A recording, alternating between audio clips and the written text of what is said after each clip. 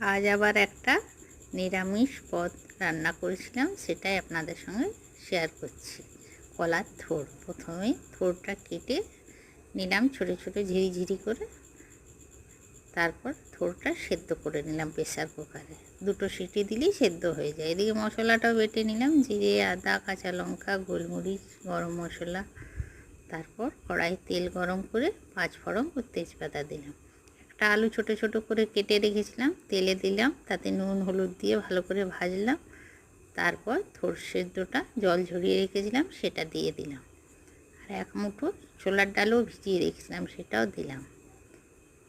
10 minute ভাজার পর মশলাটা দিয়ে ভালো করে কষালাম। তারপর স্বাদ মতো নুন হলুদ দিয়ে ঢাকা দিয়ে দিলাম। ঢাকা খোলার পর দেখলাম আলুটা সেদ্ধ হয়ে গেছে। তারপর নাড়াচাড়া করে মাখা করে নামিয়ে নিলাম। এইভাবে রান্না করলে খেতে